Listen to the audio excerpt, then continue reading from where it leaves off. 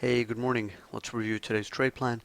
So in the overnight session, we saw that the market failed at the previous VPOC, and we ended up getting a liquidation move back down into yesterday's range. At this point, sellers can maintain firm control below 26.5 to 28.5, and that zone can almost be used as a short-term bull-bear zone. Very similar idea to yesterday. And as long as the market holds below it, sellers can maintain control and push for some of those lower prices down to 18 to 20, 10 half to 12 half, and then down to oh 06 to oh 08. So at this point, we know that bigger picture, we saw a pretty decent sell-off last week, and right now the market is basically deciding, if it's going to be a continuation move from this point on and head lower, or if we're just going to balance and kind of stabilize. Yesterday the market was quite oversold, so we got that short-term bounce. But now that the bounce is out of the way, heading into this morning session, we could get continuation lower if we hold below 26.5 to 28.5. That's really going to be the key area that helps us decide which side is really pressing.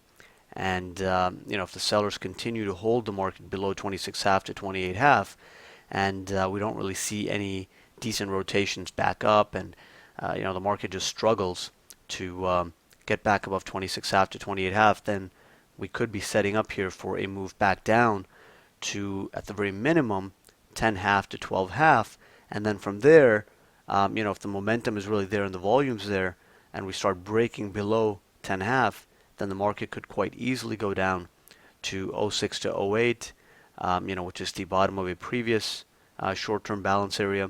And that's a spot where, buyers can still be active. But if the buyers are active at 06 to 08, but then the market struggles to get back above 10 half to 12 half, and we kind of just get a very short-term bounce off the zone, then it could break yet again and go down to the next zone below, 1975 to 0275, and find perhaps some buyers there, maybe even sell off. So that's something we'll have to gauge in real time, because that's quite an extended move from here. So there's no point in predicting whether that zone is going to hold or not. We just know that there's some support there, and depending on how the market approaches it, we'll have to figure out whether it's worth fading the market at that point, or perhaps we'll simply use it as a target on any shorts that we may still have on, and we can just position ourselves short and look for a target down at those zones. So that's something that will need to be gauged in real time. As far as the upside scenario goes, 26.5 to 28.5, very key spot, and if we can get back above it, at the very minimum, it tells you that this market is not as weak as it's shaping up to be right now. It doesn't mean that the market is very strong and that we can get, some sort of rally, but it would tell you that there is some stability in this market now. So a break above 26.5 to 28.5 would bring the gap fill and the previous VPOC into play in the overnight high. So that's your 32 to 34 zone. And, that's a spot where the market could potentially fail. But at this point, if the market is truly weak, we should not really even head back up to 32 to 34. So we are going to be cautious shorting 32 to 34. Because again, if the market's truly weak, then why would it be trading 34s, right? So the idea is that below 26.5 to 28.5, sellers can maintain control. We can be a bit more aggressive on the short side and look for a break down to 10 half to 12 half.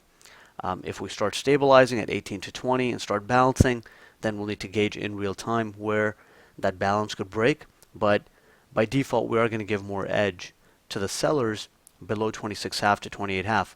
Above it, 32 to 34 is a spot where the market could potentially fail, but that will need to be gauged in real time.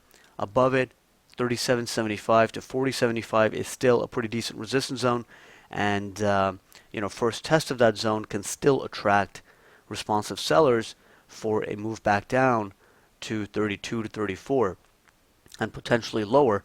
But this zone is still pretty decent. If there's a lot of upside momentum, 44 to 46 is doable, but we would need to see a big reversal, in the price action. We'd have to see some really strong internals for the market to head back up there. So, right now, heading into the open, the focus is going to be more on the downside scenario, unless, we start seeing signs in real time telling us that, the buyers are really stepping in here, and, we start seeing wide range bars to the upside, momentum to the upside, rising internals, all that.